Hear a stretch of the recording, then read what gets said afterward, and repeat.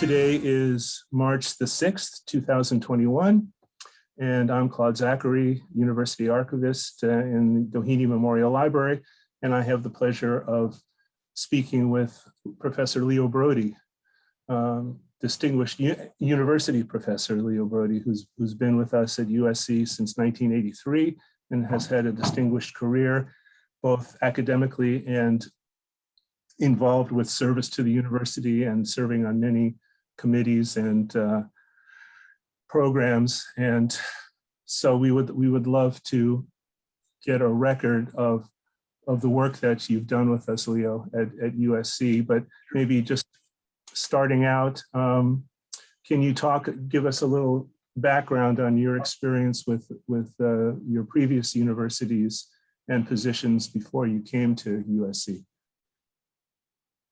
Okay, sure. I was an undergraduate at Swarthmore, and then I went to Yale for graduate work. And I got my MA and PhD, and MA in 64, I think, and PhD in 67. And then I taught there for a few years as an instructor, which in those days was the lowest lowest title in the academic life. It was tenure track, but instructors, I think they've done away with that since then. And then I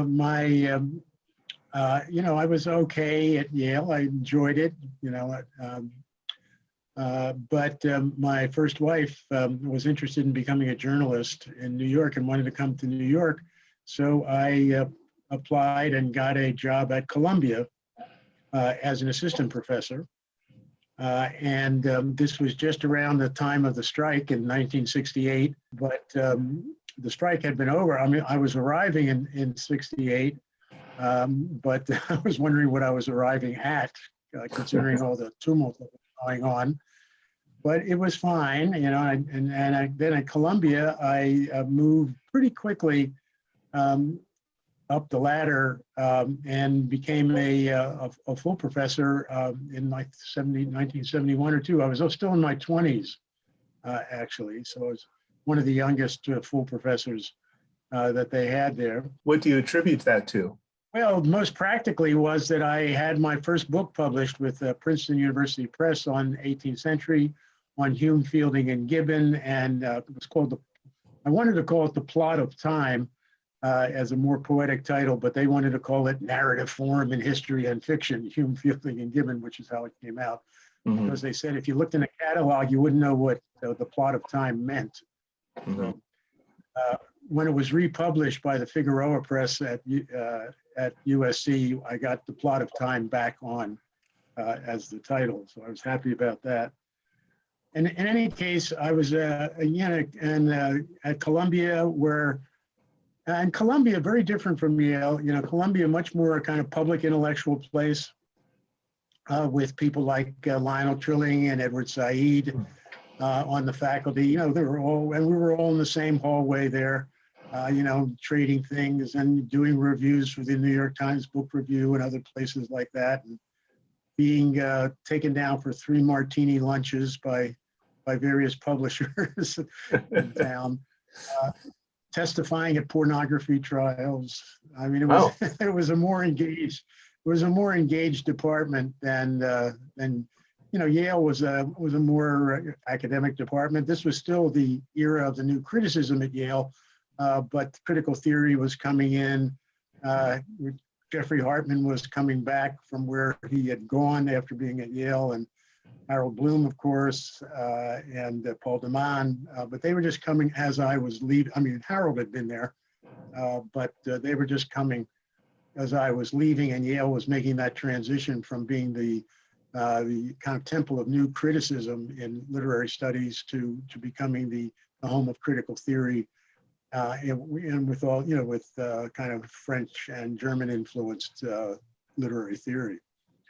So I was at Columbia then until 1976, and when I took a job at Johns Hopkins and in Baltimore, I commuted down there for about a year teaching one course, and then we moved down to Baltimore. Interesting change. I mean, actually, the Johns Hopkins department there had also been very heavily into critical theory and other kind of new things on the literary horizon. It's a small department. People don't realize how small Hopkins is. Hopkins was modeled on the German universities when it was brought into being. And so it started as a graduate school and actually only added undergraduates later. And I was in an English department, a very distinguished English department, but it only had 10 or 11 people in it. So and it was one of the bigger departments. So that was, again, kind of shifting, very different kinds of departments, Yale, Swarthmore for that matter, Columbia, Johns Hopkins, and then of course coming to USC. So I was at Hopkins in Baltimore from 76 to 83. Meanwhile, publishing other books. After I had done my narrative form in history and fiction, my 18th century book, which came out of my dissertation, I wanted to do, I've been very nurtured by going to the movies and popular culture in general. So I wanted to kind of pay tribute to that. And so started doing more work in film and did a book called The World in the Frame, sort of a film theory, film viewing book, and another book on the work of the director, Jean Renoir. And also, a couple anthologies, one on Truffaut's Shoot the Piano Player, and one on Norman Mailer, which I can't really separate. I mean, I'm a great fan of Norman Mailer's at that point, but it's also about that New York context as well. Being able to go to the movies, there were so many revival repertory houses in those days. The New Yorker and The New Yorker, the Thalia. And then, what was it? Let me just ask you, what was it about French cinema that particularly spoke to you? Well, in part because my French was better than any of my other languages. But there was also something in Renoir that spoke to me pretty deeply. That kind of all-embracing, humanistic view of the world. I was teaching a course at that point, and that's another thing that was happening.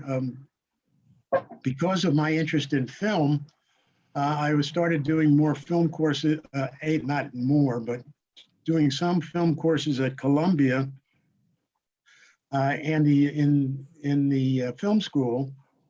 And I was brought in particularly because they wanted to start a PhD program in film, but nobody in the film department had a PhD. So I was kind of the only one who on the faculty who they felt could come in and do that. But anyhow, I was teaching a course on Renoir and Fritz Lang then. And to me, they were the kind of two poles, the complementary poles of film.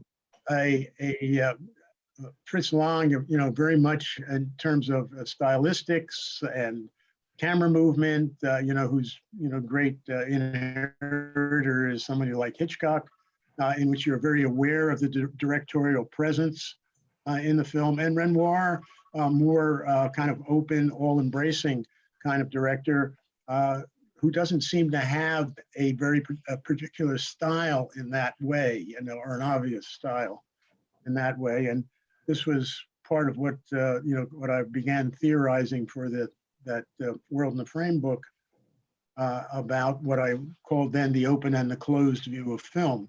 That is the Fritz Lang, the simple way of presenting that would be that the Fritz Lang view of film is that film is a frame, is like a painting, and everything that you have to know about it is there in the frame. Whereas the Renoir view is that it's more like a window that you're looking out of. And so things can come into it from the side and, pop up in all sorts of ways. That is, it's a piece of the continuity of the world, but not the whole world. Whereas in the Lang Hitchcock kind of film, that is the whole world. You are pulled into that solitary place. So that, that was that film, became an important part of what I was doing in my career at that point, and doing a lot of work. And, and then I was interested in Truffaut, particularly because he himself has said many times that he was the servant of two masters, and one of them was Renoir and the other was Hitchcock. So the idea of synthesizing the open and the close was something that Truffaut's generation was trying to do. But anyhow, back to Johns Hopkins, and so while let me just say something just about the transition from Johns Hopkins to USC. Please. And while please, Claude, break in anytime. Okay. I could just rattle on if you want, but break in anytime as you'd like. In any case, so we're fairly happy. In Dorothy and I, my wife, at Hopkins, we had really good friends there, and it was a small department, as I said, and then at a certain point, things started to fragment a little bit. Larry Holland, who was the chairman, died in a tragic accident up in Vermont. And so the kind of coherence of the department Larry really held everything together. And it was a great department. Stanley Fish was in it, Hugh Kenner, Stephen Orgel, Wow. Jerry McGann, Lee Patterson. It's, it was, a group of very distinguished people who got along with each other, which was another kind of that's rarity as well. But Jerry McGann then took a job at Caltech. And again, so many things happen just because they happen, the arbitrary chances of things. And the MLA was in Los Angeles. The Modern Language Association, our national convention, was in Los Angeles, and we were out for that. And meanwhile, the USC English department was in a bad state. No. And the only way to describe it is that one person ran for chair unopposed and lost. So you can see there was a certain amount of tumult in that department. This was what, 82? This was around. Yeah, 82, the lead up. The lead up to when I came. So at that point, the administration decided that, the administration of the college, and decided that there should be a national search for a new chair. And it should be somebody from the outside, that there was too much disruption within the department for anybody. Except Sylvia Manning became the kind of interim chair. And Sylvia was a great administrator. She later became a dean, and then she became the chancellor of the Chicago state system. But at the time, she was an associate professor, and that was another problem that, that then the full professors or some of them wouldn't listen to her. It was just, the usual. Warren Bennis, uses that by now time-worn metaphor about herding cats. And this was a particular cat herding problem in the English department. Well, in any case, I was not interested. I was happy at Hopkins. But Jerry somehow mentioned to people in the department that they should try to get in contact with me. And I don't know, I was thinking about it, and kind of coming up to this interview. I was just trying to remember, when did I change? When did I think I was actually interested in it? And in part, it was, I think, because I had just finished Frenzy of Renown. And, I was looking for another project. And I thought I would be interested in administration. That's what I think I was part of it. I see. And, so the idea of trying to be a chair, I had never done any administrative work before that, was intriguing. And so I finally said, yes, I was interested. Yes, I was willing to come out, and do all the things leading up to a possible job offer. And the part of what sealed the deal was a big push by Chet Liebe, who at that point was, I guess he was dean of the college. I don't know. I can't remember what the structure was. He also had a vice presidential appointment, I think, as well then, but was, to a certain extent, I think, a thorn in the side of the upper administration.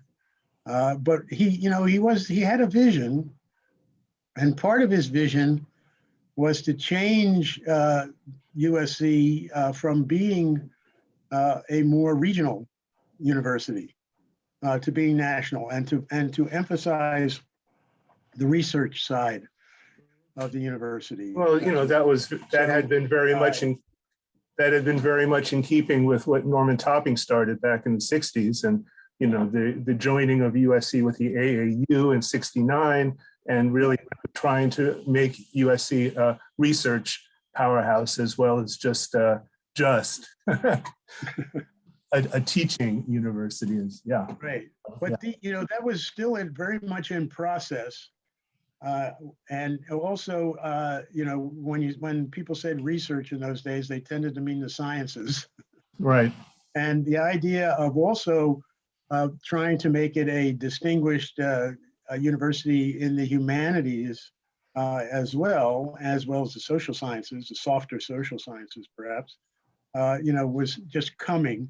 So, I mean, it was a continuing fight in a lot of ways. In any case, I was giving a talk at Yale, actually, and we were supposed to meet Chet in Washington, where he would make the final push to seal the deal about this.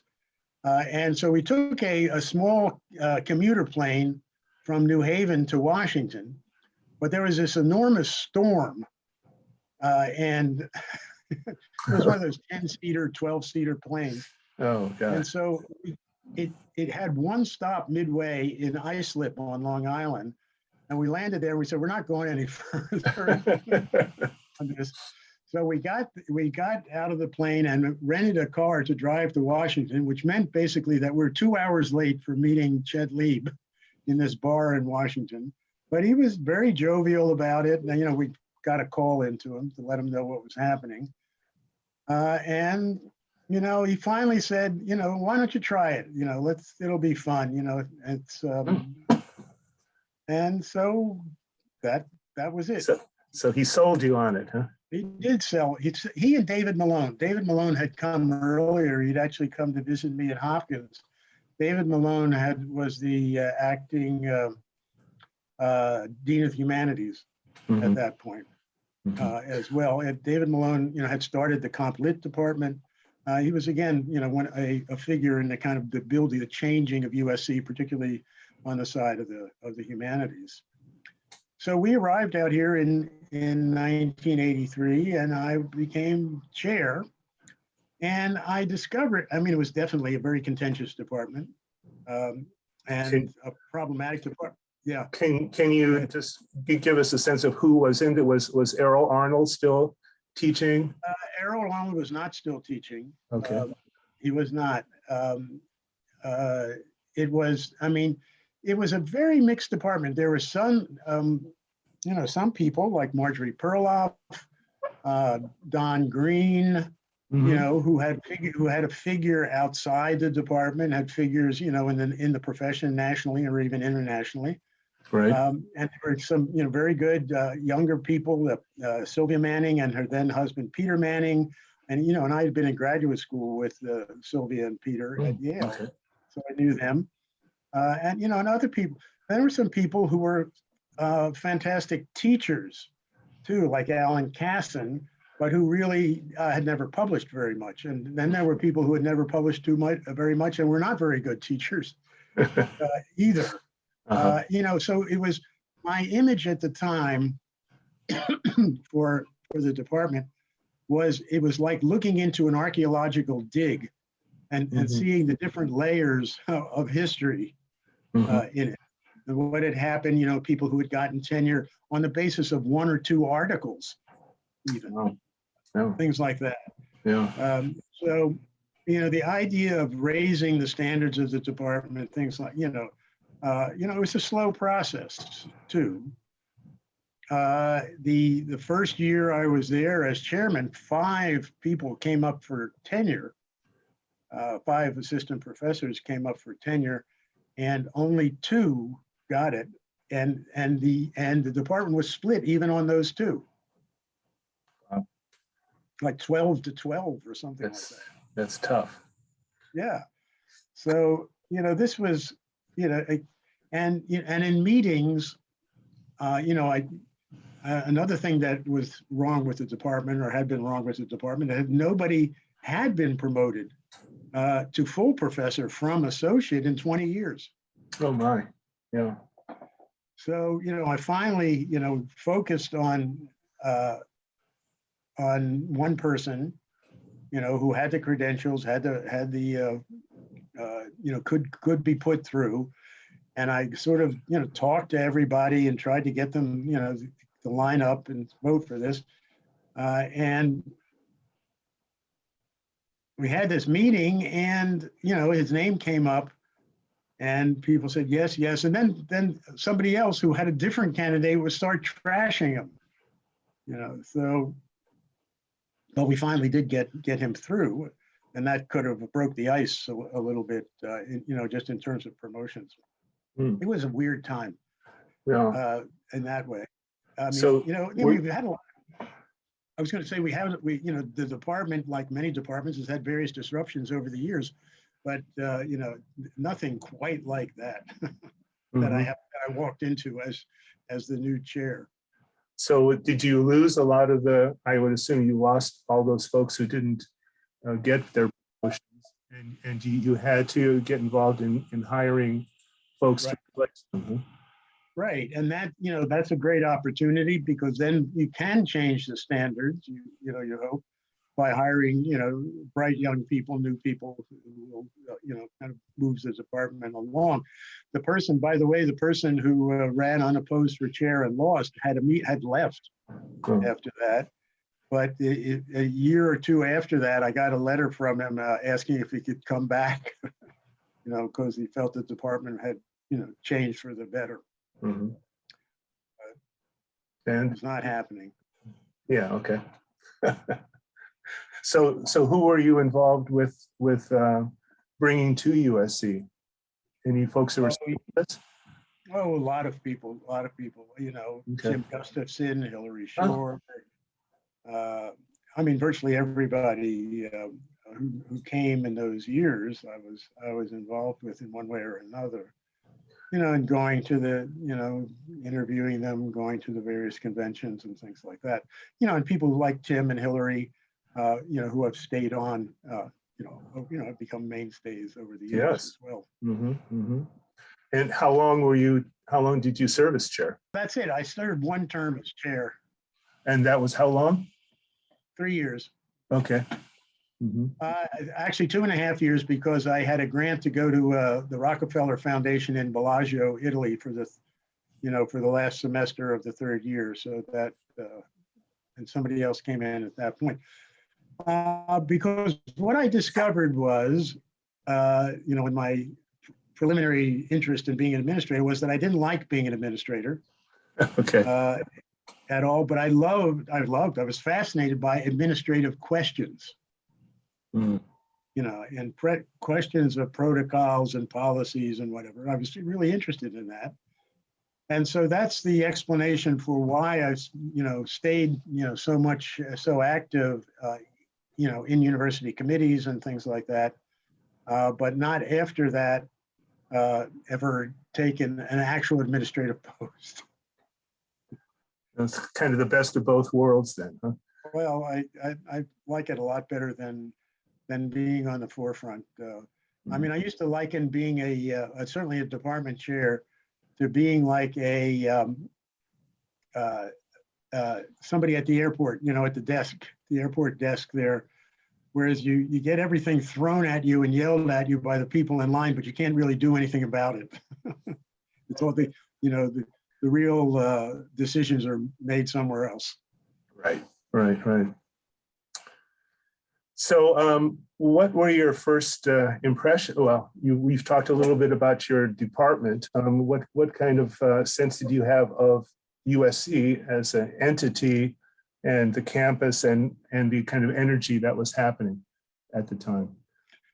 Well, I felt, and this, again, is a little tribute to Chet Liebe, because one of the things that Chet had, as it turned out, when I arrived, had actually been involved in hiring a lot of people from the outside to be chairs, or to be, mainly to be chairs, probably to do other things, but the ones I'm thinking about are chairs. And what he did, this was fascinating. And again, it gave me an incredible entree into USC. What was it, Tuesday at 8 o'clock, we would meet over at the Radisson, or whatever it was called in those days. And we would have like an hour meeting with somebody who had a crucial role in the university. So, I got to learn, like the treasurer of the university, or anybody. He would bring in people and they would talk about their role, and they would talk. And it was just a fantastic class in understanding the structure of the university, and also in fostering a kind of feeling for the whole university rather than just for your department. Mm-hmm. And, to be that kind, that's the problem of being a chair, even in that kind of negative image that I gave before. Problem of being a chair is you're the intermediary between the department and the larger university. And to a great extent, the people in your department, have no sense of it unless they have been chairs. And so one of the things that I was happy to get out as chair, but also one of the things that I wanted to, help engender as chair is to have as many people in the department be chairs as could be. Mm-hmm. Mm-hmm. Because it does give you that sense of what's possible, what's difficult, what's impossible, what's plausible, all those kinds of things.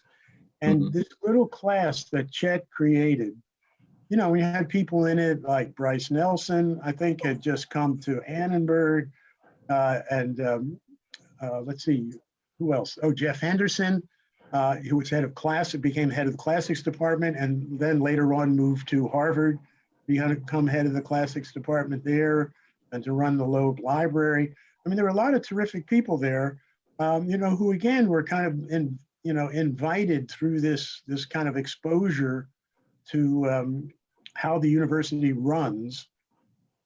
Not how you just burrow in and do your own work, but also how you're aware of other things, all the other wheels that are turning everywhere. I think was a great thing to do, and I'm sorry it doesn't happen more often. I still think there's a kind of insularity.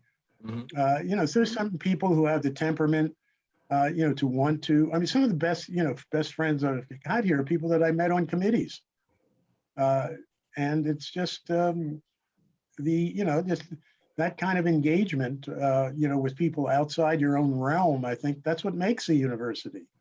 It's, of course, doing great work and doing your own work and all those things are important. But in terms of the institution, it's really those interconnections that are so important. Actually, one of the first persons that I met when I came here before I even took the job was Selma Holo. And, and she was, running the Fisher Gallery at the time. And, of course, as she did for many years. And, again, it's kind of to meet somebody from that branch of the university. I'm sure at that point, half the people or more in my department didn't even know there was a Fisher Gallery on campus. Oh, my. And I think that has changed over the years, but there's still a kind of insularity often, I think. There's an anecdote that was told to me by Dan Calder, who at the time was the chair at UCLA. That was another thing too. So I'm the chair of English at USC. So I decide, okay, I'm going to call up the chair of English at UCLA. And so I call him up, introduce myself and say, why don't you have lunch sometime? And he said he had never heard from anybody at USC. So, I was thinking about that same kind of networking in terms of Los Angeles itself. Mm-hmm. Mm-hmm. Too. Anyhow, Dan told me an anecdote. He said somebody came into his office, some faculty member, and had some, wanted a corner office, wanted a better rug, wanted something, whatever it was from him, and Dan couldn't do it. And the guy gets more and more upset. And finally he says, "You have no authority over me. I'm an independent contractor." And I think that kind of attitude, which is fostered to a certain extent by academic life, as especially in the humanities, because people in the sciences at least have to collaborate in labs. They have a sense that there's some kind of collaboration going on. But in the humanities, we're all there sitting there in front of our computers or typewriters or whatever, or yellow pads with our own head, essentially, and a pile of books next to us. And so we think that's it. We're the solitary reaper. Anyhow.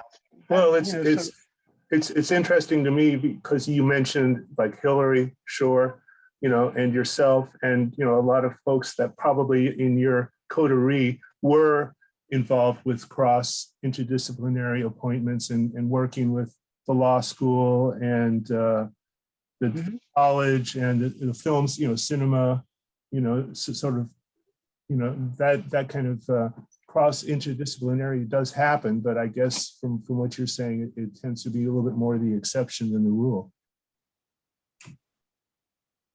Well, it's because of USC's structure. Essentially, it's an uphill. It has been an uphill battle. The first strategic plan in the 90s, which, since this is an interview about my life at USC, which I wrote, is there are 4 pillars of what USC wants to do in this, and I'm not going to remember all of them. I don't know. It's 30 years ago. One was Southern California as a place. One was undergraduate education. One was, what's the third one? I can remember the fourth. Whatever it was something that was, all those 3 were pursued, but the fourth one was interdisciplinary study. And that was given the least amount of concern because USC with its school structure was so siloed. Right. When I was chair, we started a program with the film school, a film and literature program with the film school, Marcia Kinder, and it just fell apart. It fell apart, but basically because it was we made it a graduate program. We knew it wouldn't work as an undergraduate program. That would be too complicated. But even as a graduate program, the graduate coordinator in the English department and the graduate coordinator in the critical studies branch of the film school served their own students first. So anybody who was in that program was, kind of last in line as far as priorities were concerned. And it just was too difficult. It's gotten a lot better. Something like that program with the law school, has worked. But, it's, the bugaboo of it all was revenue center management. And this idea that every division of the university, every school of the university had to justify itself on its own bottom. So, it was even difficult within the college. You'd think that it was a problem between the schools. It was even difficult within the college. We had a registrar for a long time who was against cross-listed classes. And became a real problem. So the idea of an interdisciplinary major, there were certain kind of cracks in the armor there. Something like SWIMS, as it was called then, the study of women and men in society, now the gender studies area.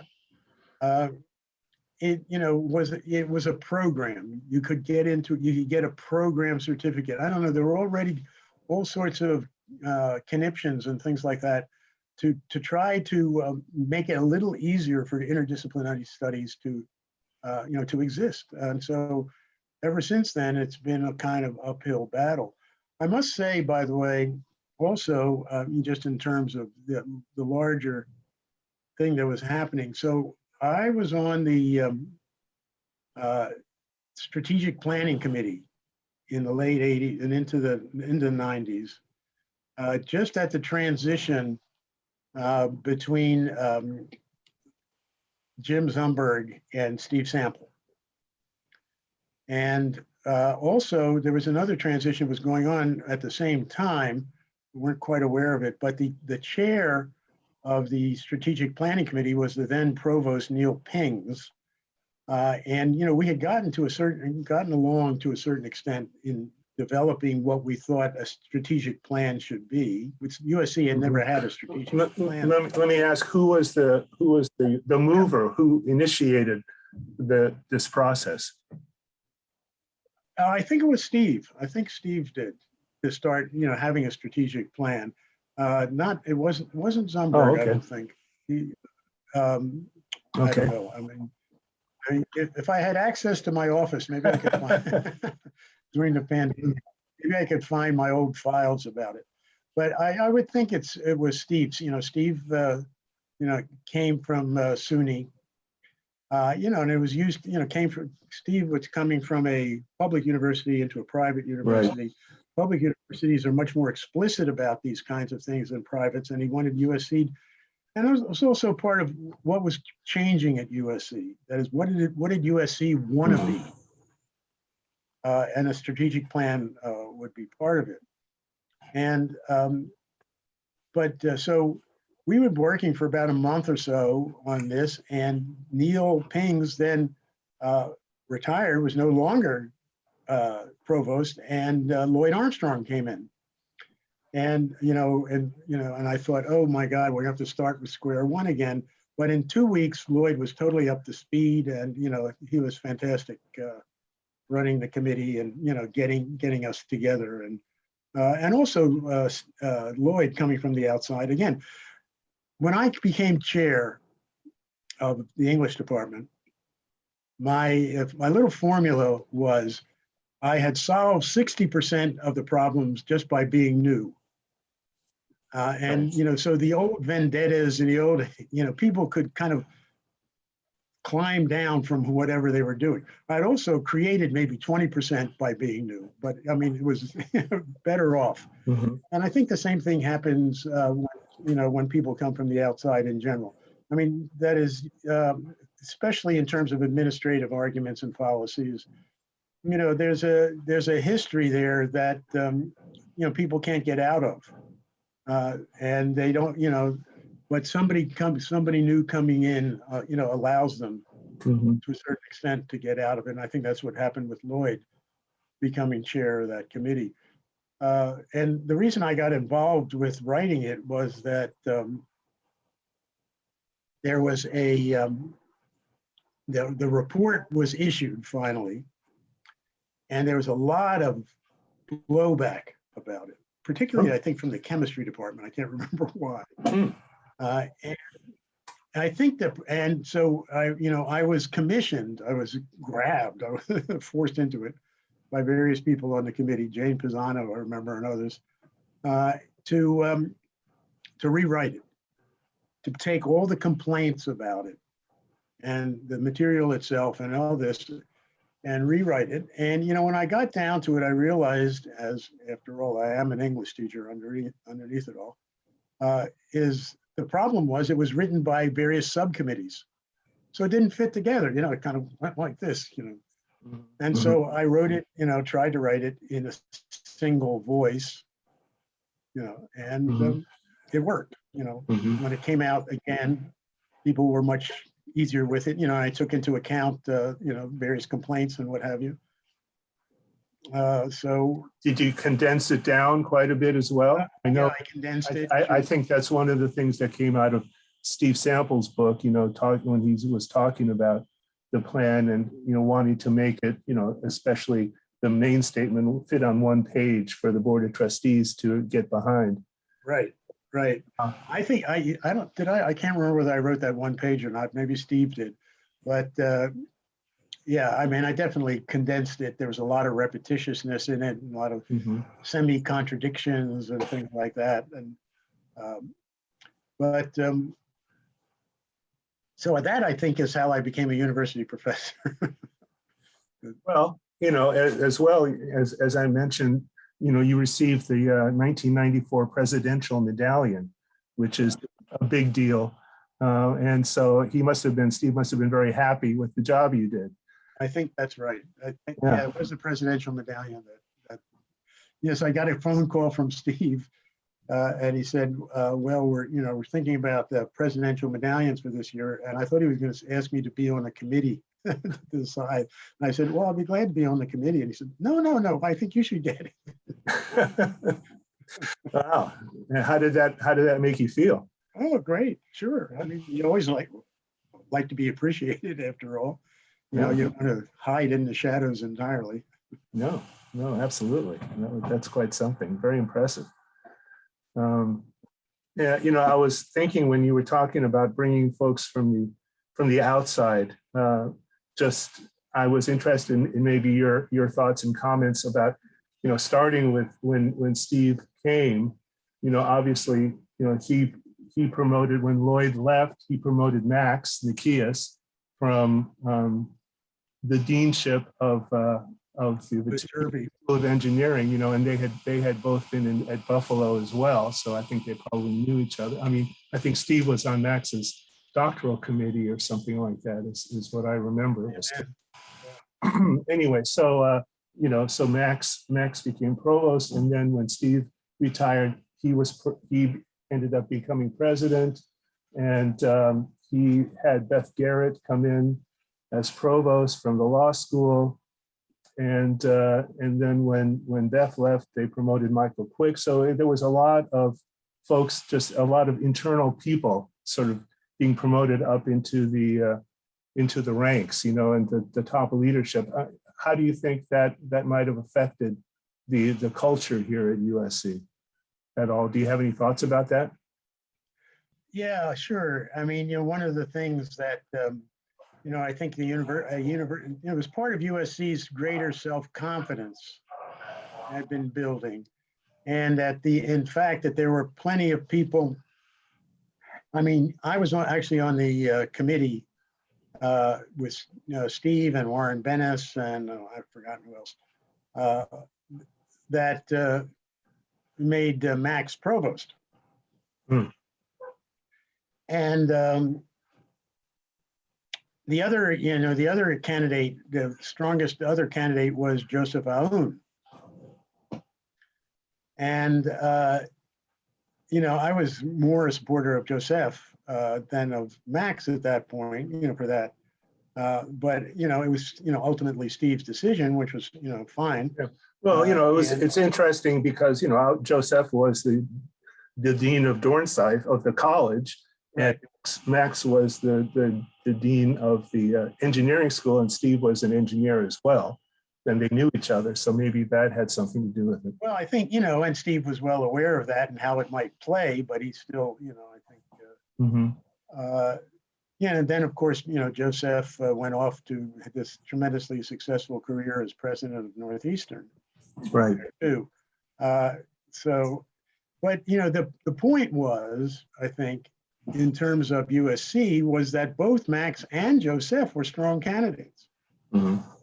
So it meant that, in fact, our own were as good, if not better, than external candidates. Okay. So, I mean, that's, and I think that's that's an indication of a self-confident place too. That maybe, certain times it's more problematic to bring on internal candidates. At other, it's, part of it is, okay, how can someone hit the ground running when appointed to one of these posts? And as I said, there was Lloyd coming, and Lloyd had been at Hopkins before that, I must say. So, so it's, and, he definitely hit the ground running really well, came up to speed immediately. But some people, coming from the outside, have to learn the culture a little bit. Sure. Which is a good thing. And the people from the inside know the culture. Now that could be a bad thing because they have entrenched relationships and things like that. Or it could be a good thing because, they have a lot of ideas about how to change things and get things running. So, I mean, it's always a mixed bag. Okay. In one way or another. And, and with Joseph and Max, you had two really, as I said, two really strong people, two really strong candidates, who knew a lot about the university and had a lot of ideas about what they wanted to do. Yeah. I was going to say, we hadn't mentioned it, but physically the university was changing too. When I arrived in '83, the film school was still in Quonset huts left over from World War II. Mhm. And traffic ran through the campus. Now, this all changed in '84 because of the Olympics, when the campus was an Olympic village, like UCLA was an Olympic village. And so the campus was closed off at that point and never reopened. So, I mean, that was a big step towards the consolidation of USC as a physical place. Mhm. I mean, especially the, Homewood campus. Mhm. Part of USC. Well, I think perhaps you were thinking of the internal. I know the campus was closed off from the outside back in the 50s and 60s, so, but I know the avenue, University Avenue was still had parking and cars on it. But then in '84, the Truesdale Parkway, they made it a mall and just strictly pedestrian. And so the cars disappeared from this particular part of campus. Yeah. Right. And that was a huge physical transformation. Enormous. Yeah. And even after that, also, there were some of the internal streets were still there that have long since vanished as well, like the street that was in front of Levy, where Mm-hmm. Levy Yeah, Hoover Street. Hoover Yeah. was going in that direction. Yeah. Mm-hmm. Right. That was my parking space. Right. It was on Right. there. Exactly. That was 2000 when they made it into the McCarthy Plaza, which is nice. There's been a lot of kind of greening and park space, and that's been an emphasis on campus, as well as all the buildings that have sprouted up over even in the 20 years I've been here. So yeah, and I think when Carol Folt's emphasis on sustainability too now is even consolidated that even more. But I think the pandemic, when I was on campus a couple of weeks ago, I hadn't been for a while, and there's just a lot of new plantings and things like that. It just has given the grounds people time to do more work. Mm-hmm. Just going back a little bit to the 80s and the 90s, did you have much interaction with Neil Pings or President Zumberg? And can you talk about them as personalities or administrators? Yeah, I had a little bit with Zumberg. He was starting to. I mean, again, there's this. I mean, this is my impression at least. There was more of a kind of top down, which has always been one of the criticisms of USC, but it's top down structure. But Zumberg was trying to bring in. He would have some senior faculty from various departments come in for a kind of coffee or lunch or things like that, and sit around and talk about things. He was becoming more open to that in the time when I arrived here. He may have been before, I didn't know. I mean, one thing I remember is a discussion that we had about sports, sports at USC, and about the football alumni particularly. And he said that he had just realized by looking at some figures that they may be the loudest alumni, but they also don't give very much. They don't donate. So I mean, there's a certain disparity there, too. I mean, there was certain kinds of obviously sports is still very important at USC, but it's kind of become part of a spectrum in a way that it was more in the center of things before. And I think Zumberg, was aware of that and perhaps moved that forward a little bit. Now, Neil Pings was a somewhat forbidding figure, but it could be affable. But I mean, it wasn't. It was hard for me to know, what his plan was. as opposed to just kind of keeping things going the way they were. One of the things that I remember, maybe you know what's true about this, one of the things I remember was that the provost's office at that point had very little budget of its own. And so it was limited in the kind of leverage and pressuring that it could do on the units to change things, for example, in terms of interdisciplinary study. So one of the things I think that happened with Lloyd was that the provost's office started to have its own budget to do things, because this was a way that we figured you could get around the hostility or the structural or personal hostility to interdisciplinary work, was to have the provost's office sponsor it and underwrite it. Because otherwise people are saying, I don't want to give my money from my school for you to go to some other school to do this.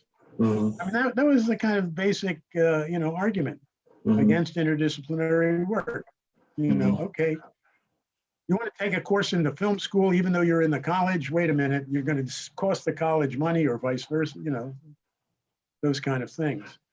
So that was really necessary. I must say, and to go back slightly to the discussions in the Strategic Planning Committee in the 90s, I found that myself being it was a kind of antagonism between me and Scott Bice, who was dean of the law school at the time, because Scott really had this old USC idea that the role of the college was to give students nuts and bolts, that USC was basically about the professional schools. I see.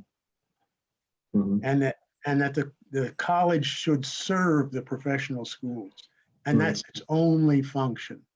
You can see that I didn't take too much to that. Right. And in fact, I think that meant one, because part of what Steve and Lloyd Armstrong did that was they did a couple things that were really important. But this one thing was to move general education primarily into the college. Before that, every unit could create a general education course. And it's starting to happen again a little bit now, but it was all over the place. And it was, again, a money question. You wanted to create a general education course because you would bring in those students. Right. So they moved it all into the college, and that gave the college a great push forward. Also around the same time, the other thing that they did was, that Steve did particularly, I guess in concert with Lloyd, was to cut off the bottom of the incoming class, the freshman class. I can't remember the exact figures, but I think it was, rather than admitting 3,500 students, they admitted 3,000 by cutting off the bottom 500. And that was an immediate change, of course, in average SATs and other kinds of metrics there. It also meant that the faculty didn't get a raise for a few years because we're so tuition driven. But, I think, again, it made a tremendous difference in terms of USC's movement forward and its change in stature and prestige. That was, again, an initiative of the 90s. Yeah, well, and Steve came in right, around the time of the whole Rodney King, I think maybe soon after he came, the Rodney King uprising and protests and all of that happened.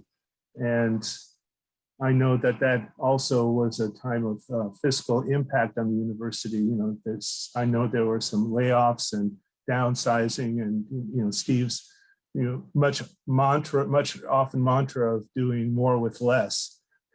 Right. Kind of continued on through the 90s. So. There is definitely that kind of impact, but also at the other, on the other hand, or in addition, there was even with all the Rodney King, rioting and violence and whatever uprising, there was very little damage on campus. Mhm. And this was also another interesting thing, and this was started again long before, not long before, but I mean, something like the Neighborhood Academic Initiative, the Joint Education Project, in various ways that the Forshey Learning Center and, the five schools. I mean, there were various ways, and I don't know who started those initiatives, but, they were definitely kept going and a lot of people participated, ways in which USC emphasized that it was part of the neighborhood. Right.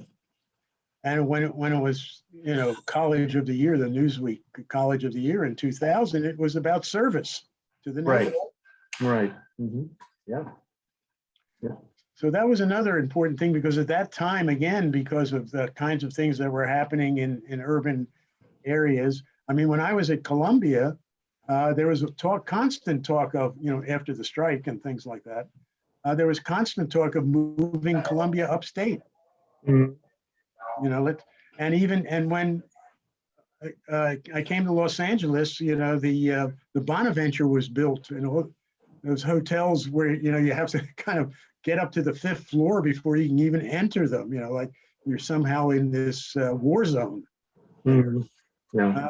And USC responded by making closer ties with the neighborhood, which obviously was the right thing to do. Yeah, and becoming one of the cornerstones of the Figueroa Corridor initiative as well. That's been an important situation over the last 20 years. And your colleague Carol Shamus, whose family runs Felix Chevrolet, and a lot of the car dealerships of Figueroa, I think, was involved with that as well. Very much. Yeah. Yes, I mean, I think a lot of people just had that strong. I mean, I think the sense of embeddedness of USC in the neighborhood and in the area was very strong. That was part of the original strategic plan too. As I said, I guess Los Angeles studies Southern California as a place, as an economic, cultural place. Undergraduate education and interdisciplinary education. Those were those original 4 pillars of the strategic plan. Yeah, well, that's great that the interdisciplinary situation, I think, over the years has worked itself out a bit more than when, Absolutely. That all that resistance, many of a commencement talk that Steve Sample gave, emphasizing or touting the Renaissance scholars and students who had, sort of majors and minors in, very disparate disciplines. He was always very proud of that. Right. And that, in introducing, I mean, there was a certain resistance to the Renaissance scholar idea at the time. I think, remember somebody saying, how can you be a Renaissance scholar and know nothing about the Renaissance? But definitely to make it a prestige thing to have a major and minor that in disparate areas, I think was very important. The optics of that was very important. Mm-hmm. Well, should we talk a little bit about the different institutes and programs that you've been involved with over the years? I don't know where you want to start. Well, one thing I can say is that I've been the chair or co-chair of at least 3 committees to revise the general education requirement. Sort of like every 6 or 8 years. I mean, I've been here since '83, so it's almost 30 years, and sort of like every 8 years or so, it's time to change general education again. And still going on. Yeah. So that. That was an interesting part of it. What other? I don't know. You get tapped for so many different committees. It's over the years. Well, yeah, go ahead. I was just going to say, when did you become appointed a university professor? Do you recall? In the 90s, I think, in like 96 or 7, somewhere around there.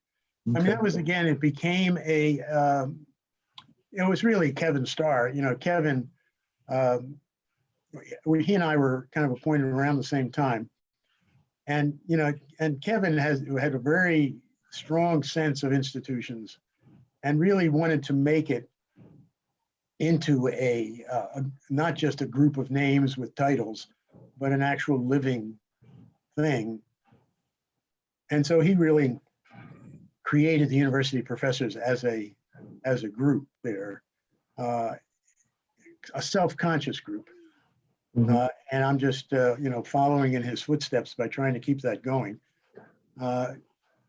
So what And kind of structure did he evolve as far as did you meet well, monthly? basically celebratory in certain ways. I mean, that is, we would meet every once a month on a Wednesday at the faculty university club, having a speaker, either somebody from within the group or somebody from the outside, and lunch together. And then at the end of the year, we would have a dinner at the California Club, where Kevin was a member. So I don't know how that's going to continue now. I mean, I've been keeping up the Wednesdays to a certain extent, even with the pandemic. And I hope that, you know, when things open up again in the fall, I hope, you know, we'll be able to keep doing that.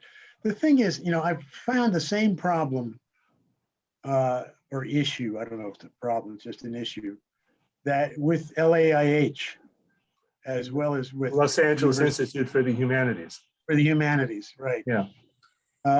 Which was started, you know, 20 plus years ago by Steve Wasserman and Steve Ross as a town and gown thing. Steve Wasserman was then head of the LA Times Book Review. Steve Ross was and still is in the history department at USC, as a town and gown thing to bring people together who would otherwise not meet each other or know each other in Los Angeles. Yeah. So it was basically reaching out to the entire academic Los Angeles community, UCLA and LMU and Occidental and, you know, all. Yes, but also people who are unaffiliated academically. Mhm. Writers and artists and, you know, people of others, you know, with other pursuits who may not have had an academic affiliation, but were, you know, important, you know, doing, you know, important and interesting work. Mhm. But so the issue that that's arisen there over the years, and also with university professors too, is that just because, you know, the definition of a university professor is somebody who is distinguished in two or more fields. Mm. So just because someone is distinguished in two or more fields in a university doesn't mean they're interested in any other fields. And just because somebody is, you know, in the Los Angeles Institute for the Humanities doesn't mean they're generally interested in the humanities.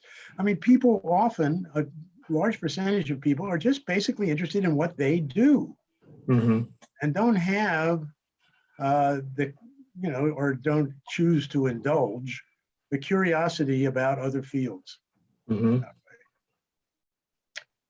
You know, which to me seems odd because, you know, I always get a lot of nourishment, you know, from other fields, and, you know, that to bounce off what I'm particularly interested in, and to see another perspective in it. So, I mean, so what I'm saying, the bottom line is, you know, there's a certain strong core group of the university professors who come to these lunches and are interested in the talks, and then a lot of people, you know, aren't. I mean, they come to the big dinner at the end, but they Right. otherwise rarely appear. Uh-huh. So who can you tell me who the core members you would consider core members of the university professor group is? Oh, sure. Well, let's see. Tuck Finch, Jeff Cowan, Alex Capron. Let's see. I mean, you know, there's several. I would say there's about 12, Okay. 12 or so out Mhm. of about 30, about 33, 34 at this point.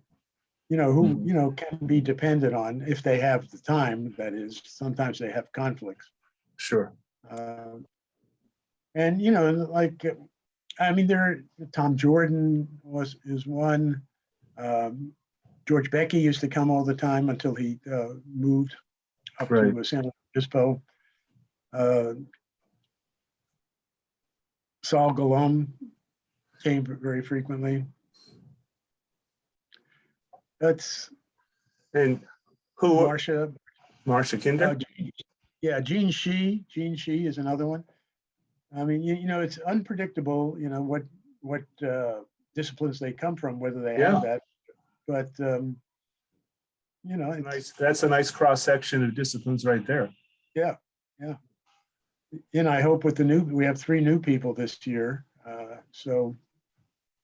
And we had 4 last year. So, you know, again, hope to some kind of, I can't keep doing this for forever. I want some younger person. Right. Yeah, I hear you. Take this over.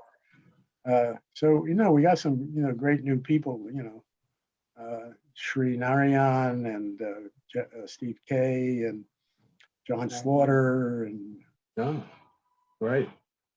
Yeah, those are great. And basically you would draw the presenters or talks during those luncheons from the professors, the university professors themselves, right? Somebody would just volunteer to give a talk. Huh? Sometimes we have. I've been actually pushing a lot on visitors the last year or so.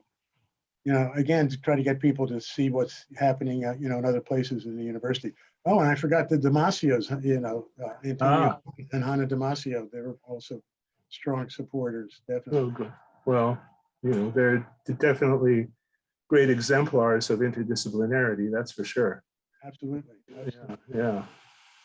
And as far as the Institute for the Humanities, I've noticed a dwindling down of participation over the years. Of course, you know, people age and age out and all that sort of thing. But yeah, it hasn't been as kind of rich a group as was, you know, maybe because it was a fresher situation back in the early 2000s when it was a newer institution. You know, more people would come, and it was quite a you know, as far as I can tell, a close group. You know, when the speakers would give their presentations, they would oftentimes, you know, thank their colleagues in the institute for, you know, being sounding boards, and, you know, you'd consult with each other, and you know, a lot of bonds were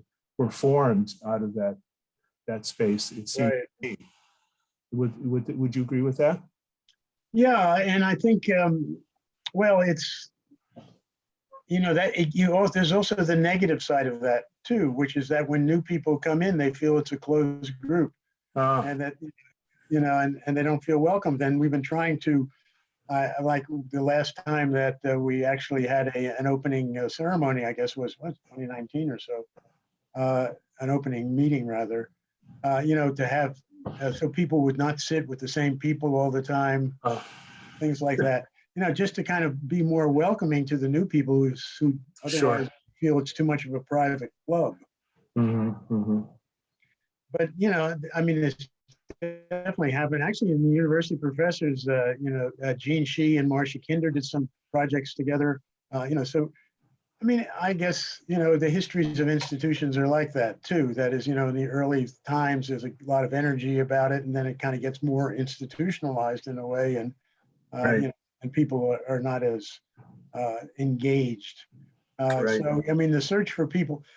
But I would say that, in fact, over the last couple of years in LAIH, that you know, there's several people, you know, who are comparatively new, have, you know, made a real commitment to it and come frequently.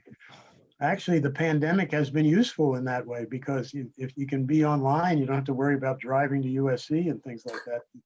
So actually had a strong, in some ways, a stronger participation from people who we more rarely saw in person. And how has the funding impacted those groups? I mean, the university professors group, I would think probably was pretty much self-funded if you're just having lunch and getting together on your own. but I know the Institute for the Humanities, had Lloyd's support early on, and the provost did some funding, and then of course over the years, those kind of lines come and go as well. Yeah, well, the Lloyd originally gave $100,000 a year for it, which allowed the institute to have some public conferences and do all sorts of stuff that Right.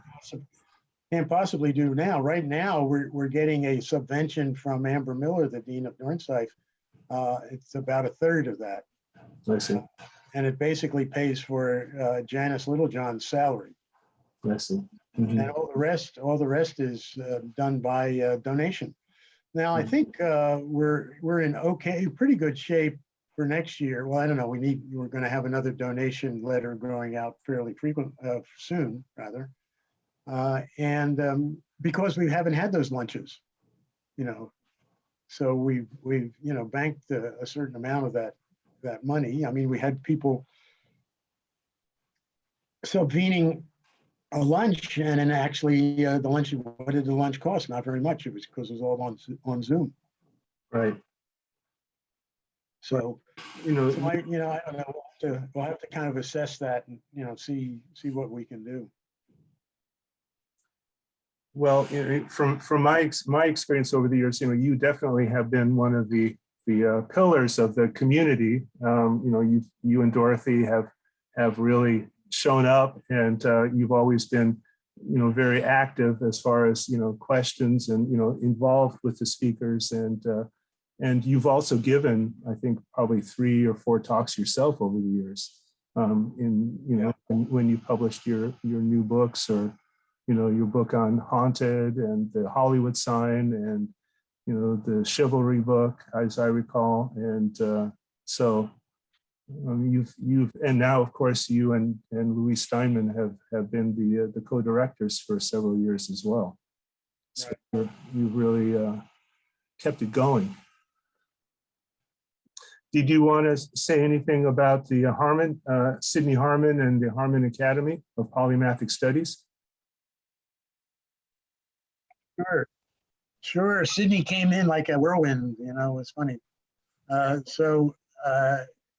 guess it was basically through Beth Garrett originally, and Beth Garrett called a group of us together at Shutters to kind of talk about what this would mean and have Sydney make a presentation about what he'd like to do and how he'd like to contribute to USC. And then he interviewed everybody individually. He had them come to lunch at his house to see whether he wanted to have them work on refining his ideas into an actual program. And then we spent an entire summer, as I remember, meeting in the back room of Chinois on Main Street in Santa Monica, thrashing this out. And I remember one crucial thing, I think it's Hannah Damasio said that this just first we're thinking, okay, this should be for graduate students, but Hannah really made a terrific case that opened everybody's eyes to doing it for undergraduates. Mm. And having it exist at the undergraduate level, not, of course, allowing graduate students in, but focusing on undergraduates. I think originally one of the ideas was that graduate students needed to be pried away a little bit from their specialties. But her view was that undergraduates needed to get into an interdisciplinary state of mind earlier on. And that's what won the day. So, I mean, a lot of people who are still connected with that, like Sri Narayanan and the Damasios, Jeff Cowan, and others, are still connected with it. And Kevin Starr, of course. And Kevin recruited Karen Hubner, to be the executive director. Mhm. And it's just worked out so tremendously well. Ed McCann, of course, who is continuing to, to do the quadrants talks, and it's just become tremendous. I think I was at a meeting actually the other day, and I think Karen said that we've had something like over the last 10 years, 300 fellows from it. That's great. Yeah. And Tara McPherson took over from Kevin when he passed on. That's right. Tara was also part of the original group, and yeah, she took over after Kevin passed on. So what was Sidney Harmon's connection to USC in the first place? Do you know? I don't know who recruited him. Maybe it was Max. I don't know how who Sidney got in touch with. Okay. But Sidney's the word that Sidney always used was contaminate. He wanted to contaminate USC. That is, again, in an interdisciplinary way. He wanted to kind of break down the academic silos, the academic departments, and kind of get people to think in this way. And he wanted to use Goethe as a kind of titulary figure in this. That was also his idea. And the 4 quadrants, that was his idea as well. And he really wanted to engage. Now his son Dan is on the advisory committee of it. His wife Jane, has come out various times with it as well. His son-in-law Bill Kane and his wife Sidney's daughter were involved for a while, but they're back east, so I think they're not. Dan is in L.A., and so he's more closely connected. Barbara Harmon, his daughter, is married to Bill Kane. I see. And are you involved in any active way these days with the Institute at all? Do you do? Well, not particularly. I'm the chair of the faculty advisory committee, so it's really Tara and Karen, who are kind of creating the programs and things like that. I always do a class within Bill Deverell's Los Angeles class that he does for the command. It's the one. It's the one actual class that the. Mm-hmm. Yeah, I was going to mention that. I guess he also took over when Kevin, because I think Kevin started that polymathic look at Los Angeles and environs, and then Bill's been running that for quite a few years now. Right.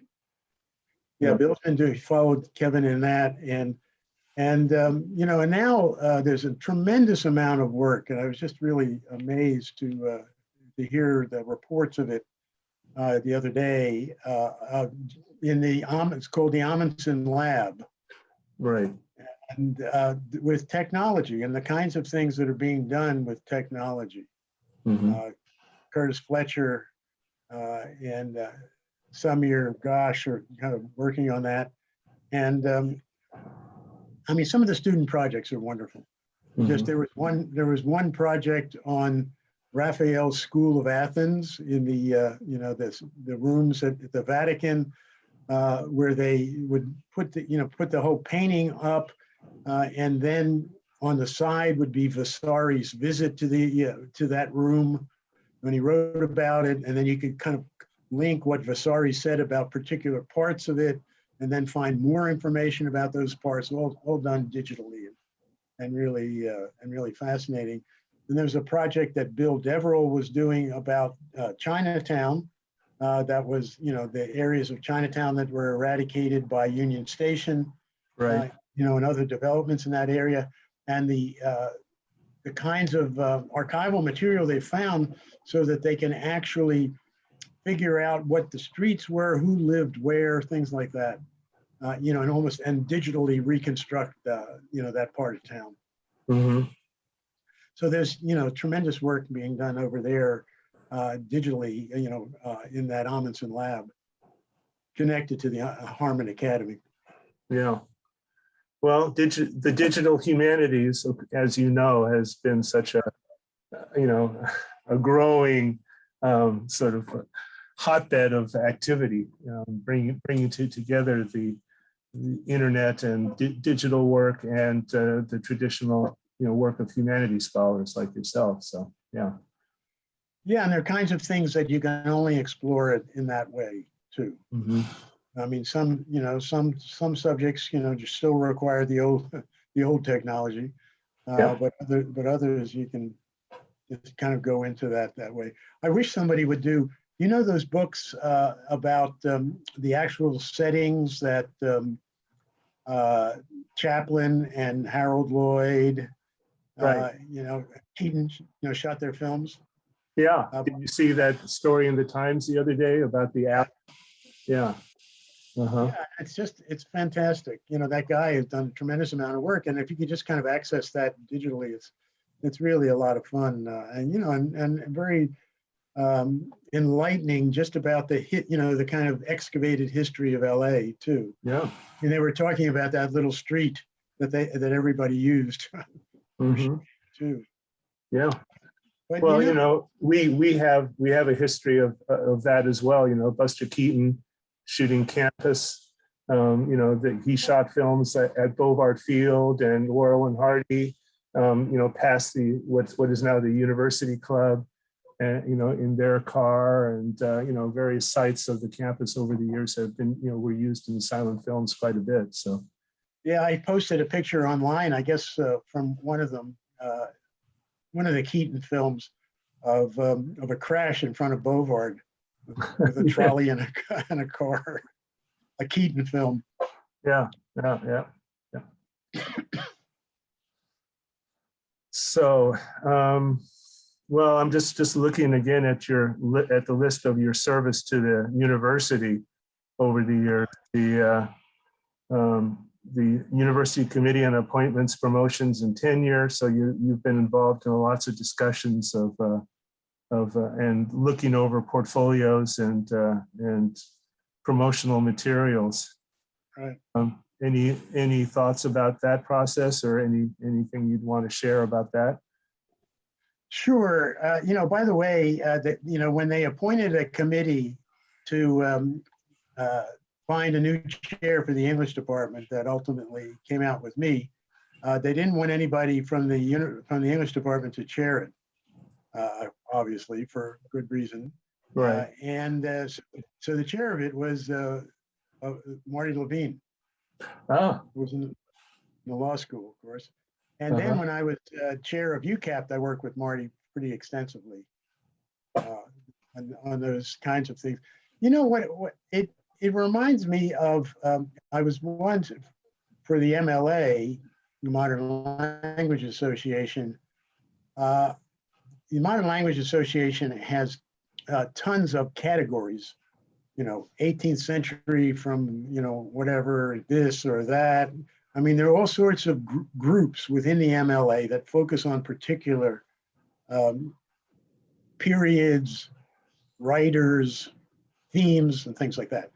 But then at every MLA convention, there are these wild card seminars where people propose topics that are not really connected to any of the traditional topics.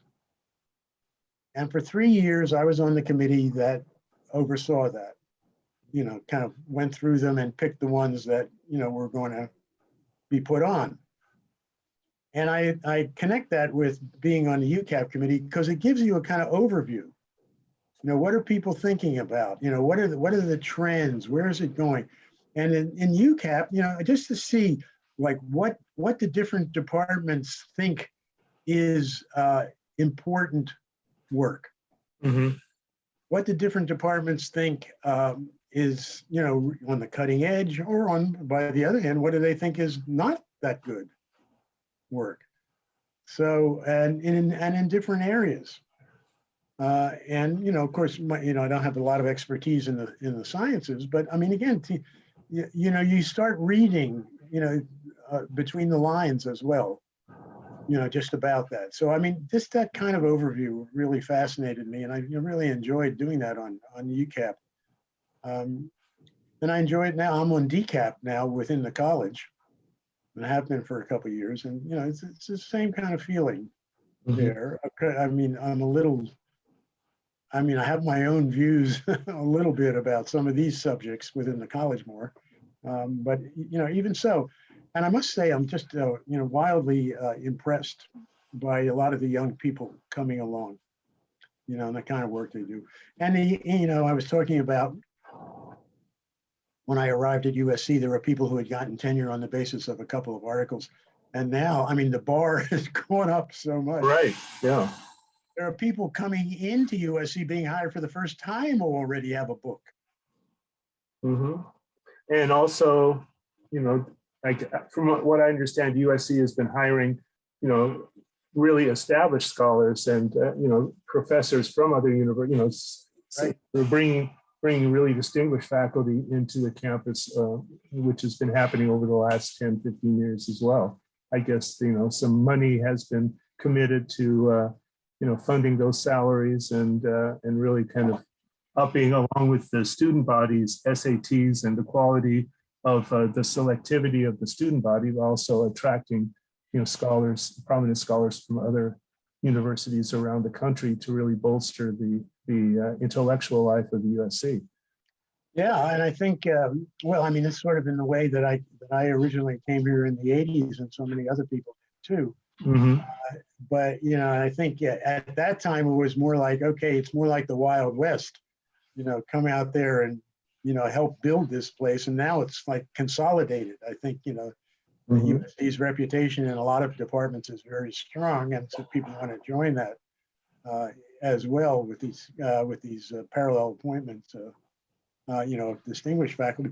I must say though, I mean, like when Joseph Aoun was dean of the college, he had a something, I can't remember what the term was, maybe like transformational hires or some phrase like that. And a lot of people got hired at that point. And just on the experience of the people who were hired in the English department, it's about 4 or 5 or 6 of them, I can't remember. It's a problem. There's a problem in hiring distinguished people from the outside. I mean, again, it becomes a temperamental situation. Yeah. That some people come in, say, I'm in a new place. I'm going to, sit back, understand what's going on, and then, add to the dialogue, add to the conversation. Other people come in and say, well, you hired me. You should listen to whatever I say. And that becomes disruptive, to the ability of a department to accomplish things, and I'm sure over the years, various departments have fallen on bad days and had to be rescued out of some situations. People have moved from department to department because they can't stand everybody in their prior department, So, I mean, there's an emotional side to academic life that doesn't get enough attention, but it's with what deans have to deal with all the time. Deans and presidents have to deal with all the time. Provosts. Yeah. Have you considered the English department? Is that still your home base all these years? Yeah, I think so. Although of late, as I get older, I think. I'm more connected to, to kind of the other things that I do for the university. In part because I've seen over the years too many older faculty wanting to hang on to their department and wanting to have some say in the future. And, they're going to have to live with these people for 30 or 40 more years. I'm not going to. So they should make their decisions, however I might disagree with them. But I would rather leave that up to to the people who are going to be around at this point. Yeah, but what kind of connection have you had with history, the history department? Well, I've been on a lot of dissertation committees and things like that, and the same thing with art history and to a certain extent with the film school. They kind of get brought in as always available for somebody who's doing a kind of more interdisciplinary dissertation about things. So And it's mainly at that level. And, you know, and then when I was teaching classes, you know, I would get people from those different schools coming into those classes as well.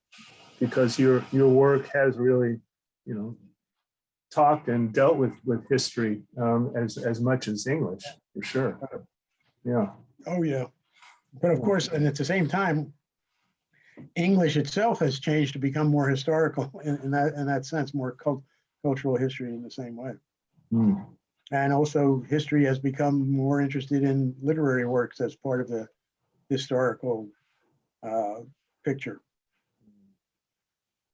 And I'm also curious about your relationship. We mentioned Selma Holo previously, but also your relationship with her and the Fisher Gallery and now Fisher Museum.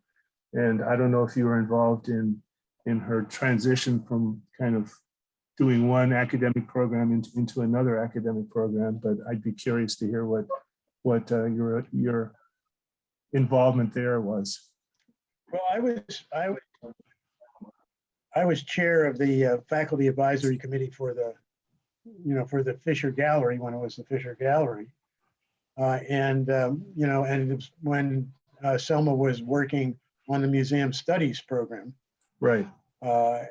and you know, which lasted for about 10 years or so, and you know, put out a lot of students who not only had you know, the kind of traditional art history background in evaluation and connoisseurship and things like that, but also very much involved in, you know, how do you put on a show, what really goes on, you know, what are the factors of being in a museum, and when, you know, what kind of institution is a museum and how do you work with that, you know, as well as a lot of other topics that, you know, she trained a lot of people in that.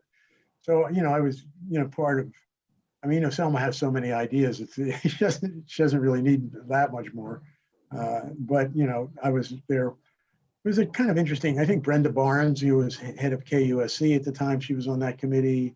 You know, so, you know, we were there basically as a sounding board, you know, for, you know, where Selma was going with that. And it was a tremendously successful program. And, you know, then she decided to, you know, that it had reached the end of its life cycle. I see. Hmm. And then in that, because then also she was working on the accreditation of the gallery as a museum. Oh, I know, I was also involved. Oh, that was a Zumberg thing too. Okay, that was in the Zumberg years. Oh God, things are starting to come back as we talk. Good. I was involved as part of that committee with the whole Arm and Hammer thing. You know about that? A little bit, yeah. You know, Arm and Hammer had given a big bequest to USC several years before, and then wanted it all back. Mm-hmm. And Zumberg felt very condescended to, as I remember, by Arm and Hammer on this, and was really digging in his heels, and Selma was helping him dig in his heels about it. And, you know, and finally, USC won there, because it turned out that Arm and Hammer, you know, who was, you know, quite an interesting bandit in his way, he would always give these groups of paintings to people and then want them back. I mean, it was just a way of ingratiating himself in some way.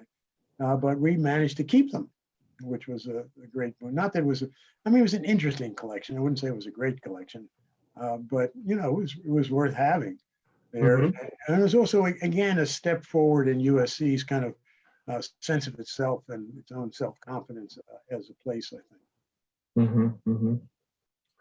Yeah, well, maybe even at that time he was thinking about, you know, wanting to open up his own, you know, open up the Hammer Museum and right.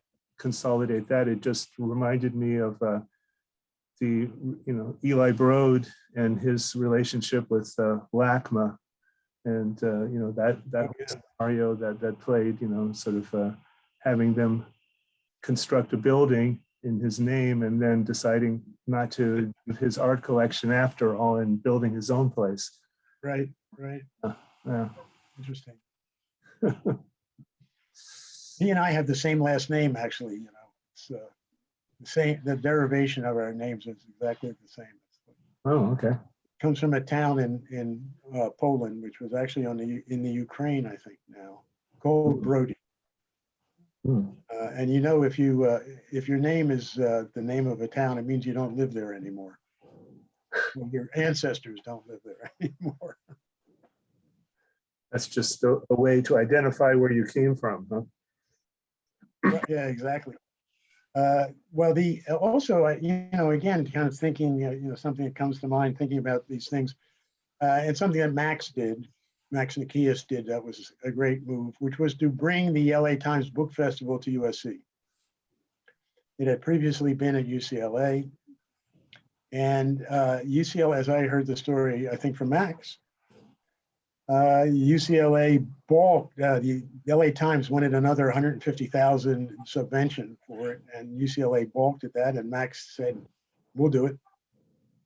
And I think that's, you know, I connect this with something like the Los Angeles Institute for the Humanities, this idea, if USC can become the focus for a variety of cultural activities that go on in Los Angeles, there in a way that it hadn't been before. I mean, USC used to, the old USC and the new USC as well, you know, used to supply lawyers, you know, for downtown and judges and what have you, and entrepreneurs of a variety of sorts. But in addition to that, I think the new USC has a much more elaborate cultural role that it's played over the years. Well, you know, I think of the Thornton School of Music. That was one of the first schools or institutes here at USC, and it's been an integral part of at least the musical life of Los Angeles. And you know, it also made me think of the story of, you know, Jascha Heifetz and Gregor Piatigorsky and William Primrose back in the early '60s. They wanted to come and teach, and they first went to UCLA.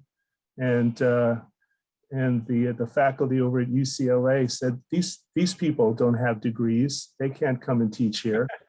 And you know, Norman Topping heard about this. I guess Franklin Murphy was the chancellor over at UCLA at the time, and Topping heard about it, and he said, "Come over to USC. We'll be happy to put you to work and add you to our faculty." And also, so you know, that whole, you know, sort of prestigious little cohort of musicians, you know, were, because I guess USC has always been so, you know, the entrepreneurial place, and it's a private school. It doesn't have to deal with a lot of the bureaucracy of state institutions. So that's kind of a similar situation, stealing UCLA's thunder. Yeah. Oh yeah. Yeah. Well, yeah. I mean, you know, there were so many emigres, of course, in the 30s and into the 40s, you know, who could come over and contribute in that way. Yeah. But then there's, oh God, what's his name? You know, oh my, I was thinking about one of the problems, the 12-tone. The Schoenberg Institute. Schoenberg Institute, yeah, exactly. Yeah. Did you have any involvement with that drama at all?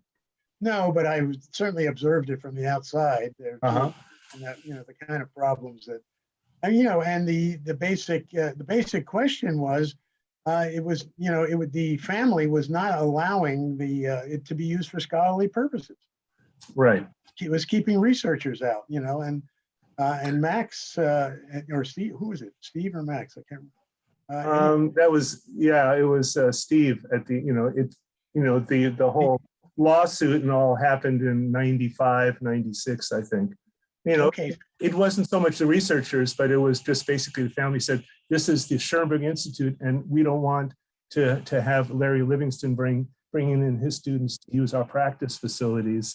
You know, they didn't want to share that building with the school, which desperately needed, you know, space for people to practice and, you know, sort of have classes and all. So that was kind of the main bone of contention. Well, it's like a double thing too. I mean, there's that about, you know, just being connected to the other parts of the university that are also involved in music. Right. But then also, yeah, I think Steve was the one who mentioned this to me, about the researcher side too, that it's, it was not part of an academic, it was not, it's just another way it was not part of an academic institution. Mhm. Yeah. Let me ask you as well. We're sort of getting on in time here, but Oh, yeah. as being part of the library here, and you've been involved with Scripter and other initiatives. I mean, what has been your relationship, and as a humanities scholar, and using the libraries over the years, or not using the libraries, as far as our collections have sort of notoriously been not as good as UCLA, and I know just from rumors and stories that a lot of faculty and students had to go over to use UCLA's library, and because they couldn't find what they needed here at USC. But anyway, what has your relationship been with the libraries over the years? Well, a variety. I mean, in relation to, it started out with Charles Richardson. Mm-hmm. And, Charles Richardson came to me and said that he wanted to start this award, for something having to do with movies, which is why he was asking me about it. And so, I just said, you have to do something that nobody else does, and you have to do something that's connected to the library. I mean, otherwise it's just a kind of publicity puff thing too. And so I can't remember, whether I suggested the adaptation thing or not. So it's because it was an award, that nobody else was giving at the time. I mean, there wasn't an adaptation Oscar, but changed over the years. But the idea of giving it to both the adapter and the original author, I think was a terrific idea. And that's when it all started. And then, with Peter, who succeeded? Lyman. Peter Lyman. Peter Lyman was pushing for digital. Peter Lyman, had the right idea. He said, look, we can't compete with UCLA in terms of collection, so we should really push the digital side. Mm-hmm. But then Peter wasn't really here long enough, to pursue that. And then who was next? Jerry Campbell. Jerry Campbell. And Jerry Campbell wanted it. I had a long thing with Jerry Campbell about using Napster. I was persuading him, even though Napster was illegal at the time, I said, well, what if we used it for scholarly purposes? Because I was teaching a course in the 50s. I have for many years. And I wanted to use some songs, off of Napster for that. So we got that set up. That was kind of a breakthrough there, even though technically Napster was, some kind of illegal thing there. Yeah. And then, of course, with Catherine, it's been, a long relationship as well there. And, she's been terrific, supporting LAIH and Scripter and, just kind of continuing these and pushing forward, so many of these initiatives. Uh-huh. Such a natural relationship, especially somebody in, literary studies and history, to be connected to the library, because the library is so important. I haven't found, the library doesn't have all the things that I need, but with the Clark nearby, that really satisfies me pretty much. And I've taught a course at the Clark many times by myself. What was the course you taught? Well, I taught a 17th restoration and 18th century course, essentially, which is, of course, the core of the Clark's collection. Right. And it was, terrific to, it's wonderful to bring the students in, to have them, be able to handle the books that the way they were then when they were first published, to see what it was like, and to look at them, not just for their antiquity, but for their immediacy too. This is what this book looked like when somebody read Paradise Lost for the first time. That kind of thing. And of course, it's a huge. The Clark has this huge pamphlet literature of the history of the period, and and that was fascinating to show them as well. From some of the kinds of events of the period, the Popish Plot and the Glorious Revolution, and various kinds of things where there were some kinds of manuscripts that still exist. And I have a collection of 18th century stuff myself that I'm going to kind of gradually give to the library, because the library's 18th century collection is pretty sparse. Mm. And you collected that over the course of your own research, huh? Right. Yeah. When I could, before the internet, it was a lot easier to collect things. I mean, for somebody of my limited resources. But now, every bookstore can check out to see what something is worth. Right. So the idea of discoveries, finding a discovery is, pretty rare compared to the past. I mean, what you can do is have greater knowledge of the work, so that, say, a regular collector might think that the first edition of Fielding's Joseph Andrews is top notch, but it's really the second edition because Fielding helped correct that. So you have to supply with knowledge what you lack in money, I think. Have you had occasion to use any of the Feuchtwanger collection here? Not much of the Feuchtwanger. Yeah. I've used the Warner Brothers collection. Oh. Yeah. That's a different type of collection for sure. Yeah. Well, the Warner Brothers, I don't know if you know, but Marty Kaplan, we did a book called Warner's War about Warner Brothers in general in the 30s and 40s. Oh yeah, Johanna. Yeah, the Lear Center did that. Johanna. Yeah. Yep. Okay. The Lear Center did that. And Yeah. I had a piece in it. Steve Ross had a piece, et cetera, Johanna. Yeah. And there was the show at the Fisher Museum as well, right? Right. Yeah.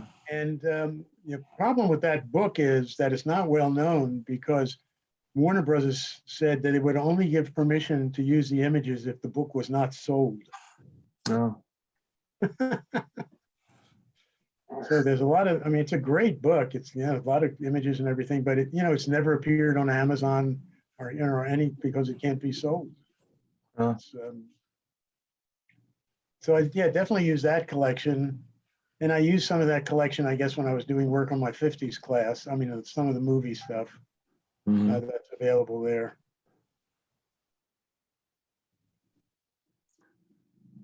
Is there anything else that we haven't spoken about that you'd like to make sure you include in this?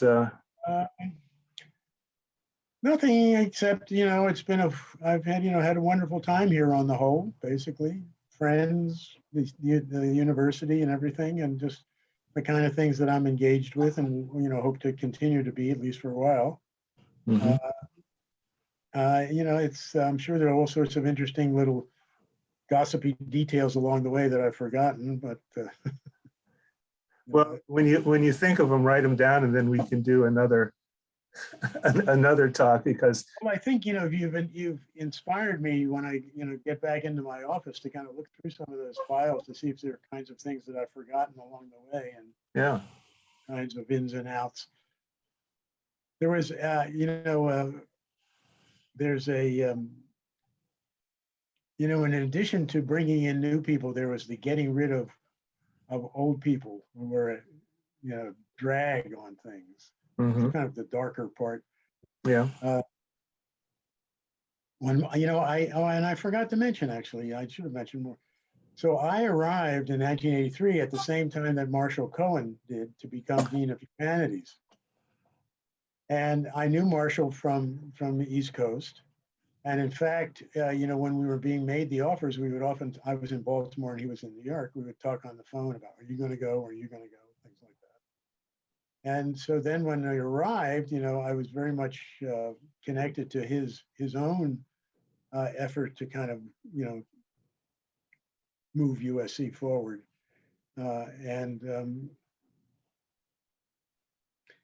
he had one committee that he made me the chair of, which was called the Long-Term Salary Inequity Committee,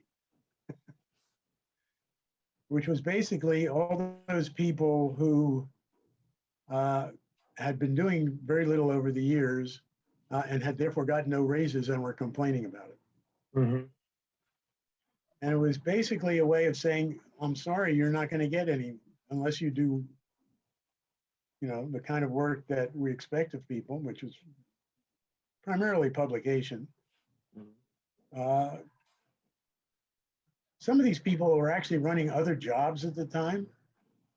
They were all sorts of, you talk about the entrepreneurial side of USC. This was a kind of darker entrepreneurship here. You had a full-time job elsewhere, and then you'd come in to, teach a class or two, and that would be it. It's like, so that was going on as well. It wasn't just hiring interesting people from the outside. It was also getting rid of a certain amount of dead wood on the inside. Yeah, he served as interim dean for a period of time as well, didn't he? That's right, interim dean of the college. Yeah. Yeah. Just thinking about it, I thought of Morty Shapiro earlier as well when you were speaking of Joseph. What was your sense of his time at the college? Was that a productive time? Oh yeah, Morty was great. And it was a very productive time. It really gave him that springboard to go to Northwestern. Part of it, the college needed to be pulled into shape, and Marshall was trying in his own way. Bill Spitzer, when he was dean, and the whole idea of this, the Spitzer profile, which was, again, a way of saying, the Spitzer profile? Yeah. Bill Spitzer put it in. It was, what is the expectation of a faculty member at USC? Uh-huh. And the expectation is that you spent 40% of your time teaching, 40% of your time research, and 20% of your time service. Okay. So, and you could be faulted on any of those areas there too. Up to that point, there was no real yardstick for saying to somebody, look, you're not measuring up. And so that, again, was a move forward in terms of creating a kind of faculty that at USC could, wanted and could be proud of. So anyway, just finishing up with Morty, what do you think were his main accomplishments? Did you do anything as far as moving the college forward? I can't really remember, specific things. Morty was just a strong figure. Okay. And a strong advocate for the college, I think. And again, that was what the college needed. Considering, what I was saying, and with my tussles with Scott Bice about what the college's role within the university should be. We needed some strong leadership for the college that would, just say that the college was significant in itself, and the graduates, was significant in itself, and not just as a kind of prep school, professional schools. Yeah. How do you think the Dornsife endowment affected things? I think that really kind of raised the game and gave the college a lot more status, I would say, in the university. Yes, very important, very important. The Dornsifes gave tremendous contribution, and they participate. They participated in a lot of the committees. Not oppressively. They were there. They said what they gave their opinion, but they said their presence was very important. I think in hiring new deans and things like that. They had a vision for the college. Both Dave and Dana, had a vision for the college and the importance of the college, and that was very significant. Yeah. Well, I think maybe it's a good time to and this interview. Thanks so much, Leo, for doing this. Oh, And yeah, well, thank you, Claude. I mean, just bringing back a lot of memories. oh, good. Well, like I said, feel free to jot some notes and when you get into your office, if you have some more that you'd like to talk about, I'd be happy to do part 2. Well, it's my, my historian side too. I don't, want to kind of see how it all marched along and what happened, when. And Yeah, absolutely. All right. Well, I'll say thank you and look forward to seeing you soon. okay, thanks again, Claude. Bye-bye. Bye-bye.